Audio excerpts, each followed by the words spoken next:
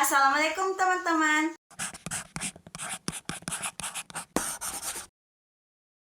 Pada video ini kita akan melakukan suatu percobaan yang bertemakan faktor-faktor yang mempengaruhi laju reaksi.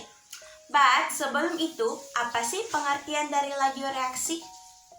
Laju reaksi adalah kecepatan proses terjadinya suatu reaksi sehingga reaktan habis dan berubah menjadi produk reaksi. Contoh laju reaksi yang berlangsung cepat adalah reaksi pembakaran bensin dan udara di dalam mesin kendaraan bermotor. Sedangkan laju reaksi yang berlangsung lambat adalah perkaratan pada besi. Adapun faktor-faktor yang mempengaruhi laju reaksi sekaligus dengan percobaannya yaitu: Yang pertama, faktor konsentrasi. Larutan yang pekat artinya punya konsentrasi yang besar, punya partikel yang lebih rapat kalau kamu bandingkan sama larutan encer. Nah, dengan kata lain, semakin tinggi konsentrasinya, maka semakin banyak molekul dalam tiap satuan. Ini berakibat tumbukan antar molekul. Intensitasnya makin sering terjadi, dan reaksinya berlangsung semakin cepat. Berikut adalah video percobaannya. Alat dan bahan yang kita perlukan adalah 3 buah botol plastik, 3 buah balon karet, usahakan setiap balon memiliki warna yang berbeda, cuka dapur, soda kue, corong, sendok makan, gelas atau cerik pengukur, dan stopwatch.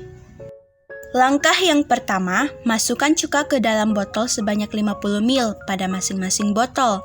Ukur dengan menggunakan gelas pengukur atau cerik pengukur.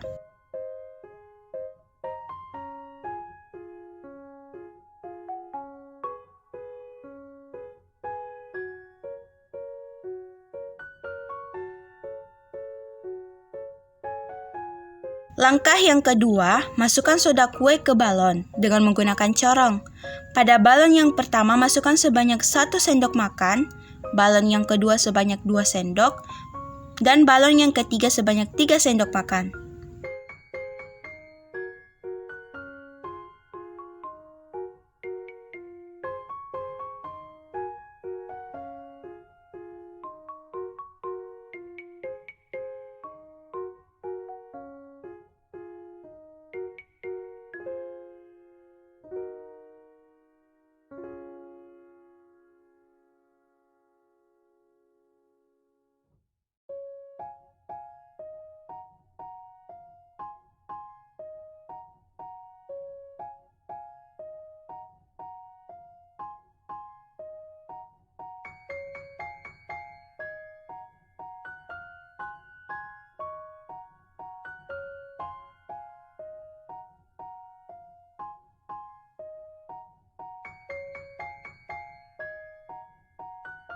Kalian bisa menandai botol dengan menggunakan angka atau huruf.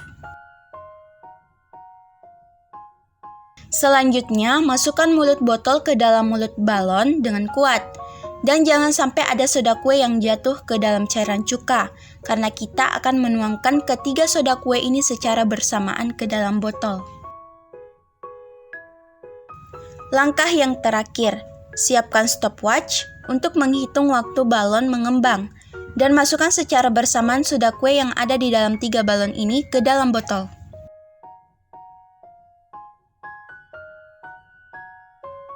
Kesimpulan yang dapat kita peroleh yaitu, pada balon pertama yang berisi 1 sendok makan soda kue, mengembang lebih kecil dari balon kedua.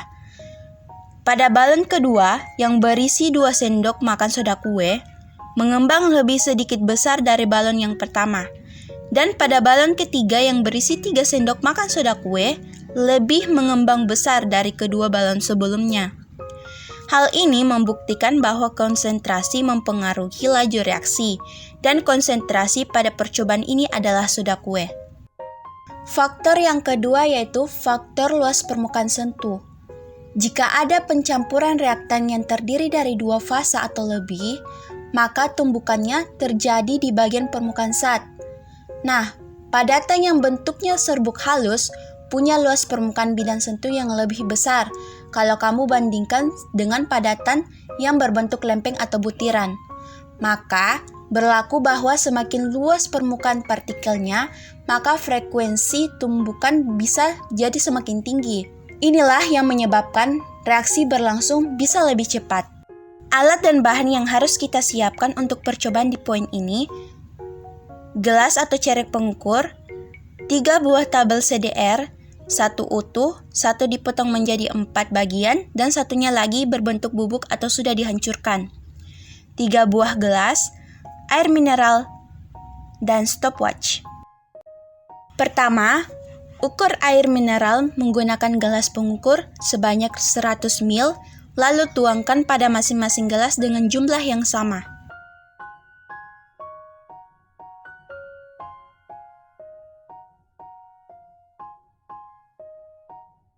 Langkah yang kedua, masukkan tablet CDR yang utuh pada gelas pertama, lalu hitung berapa waktu yang dibutuhkan oleh tablet CDR untuk larut sepenuhnya dengan stopwatch.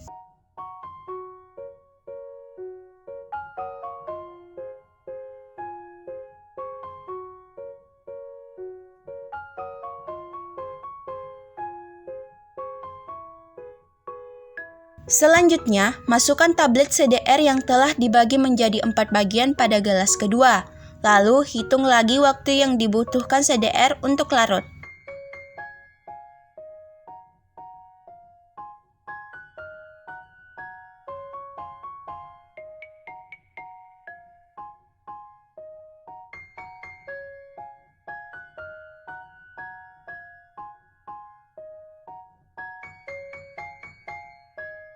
Langkah yang terakhir sama dengan langkah kedua dan ketiga.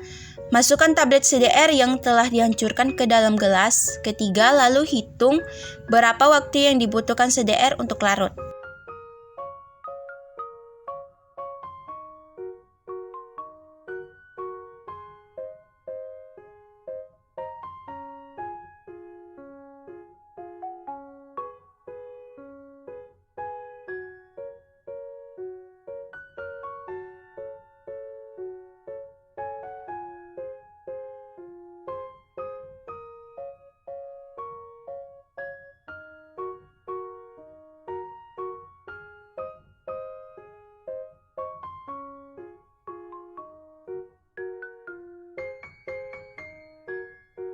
Kesimpulan yang kita dapat, jadi luas permukaan sentuh berpengaruh terhadap laju reaksi. Seperti yang kita lihat, pada gelas pertama CDR-nya larut sedikit lebih lambat dari gelas kedua, yang CDR-nya dipotong menjadi 4 bagian. Akan tetapi, pada gelas ketiga CDR-nya berbentuk bubuk atau telah dihancurkan larut lebih lama dari gelas pertama dan kedua. Hal ini diakibatkan karena bubuk CDR-nya mengapung di atas air, jadi susah untuk larut. Semakin luas permukaan bidang sentuhnya, maka semakin besar kemungkinan terjadinya tumbukan efektif, sehingga laju reaksinya semakin cepat. Faktor ketiga adalah faktor suhu. Reaksi kimia umumnya lebih cepat jika dilangsungkan pada suhu yang lebih tinggi. Jika suhunya rendah, maka reaksi kimia akan lebih lambat terjadi. Contoh paling mudahnya, jika kamu membeli daging sapi potongan, lebih awet mana? Daging sapi yang dibiarkan di ruangan terbuka atau daging sapi yang disimpan di dalam kulkas? Tentu lebih awet yang di dalam kulkas. Berikut adalah video percobaannya. Alat dan bahan yang harus kita siapkan: gelas atau cerek ukur, 3 buah gelas, air mendidih atau hangat, air mineral, air es, 3 saset adem sari, dan stopwatch. Pertama, masukkan 100 ml air hangat atau sedikit lebih panas ke dalam gelas pertama. Hati-hati saat menuangkan. Lalu, masukkan 1 saset adem sari. Amati dan hitunglah menggunakan stopwatch waktu yang dibutuhkan untuk bubuk adem sari itu larut semua.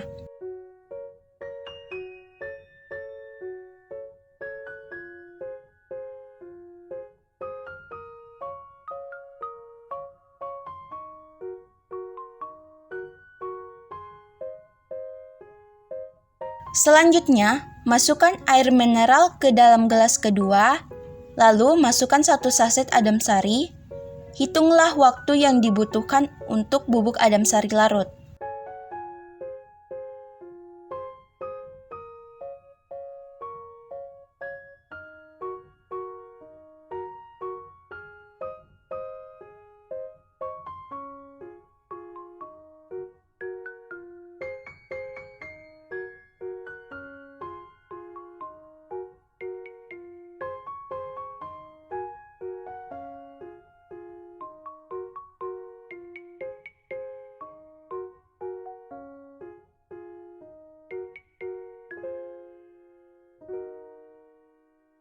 Langkah yang ketiga atau yang terakhir sama dengan langkah pertama dan kedua. Masukkan air es ke dalam gelas ketiga, lalu masukkan 1 saset adem sari, dan hitung berapa waktu yang dibutuhkan untuk bubuk adem sari larut.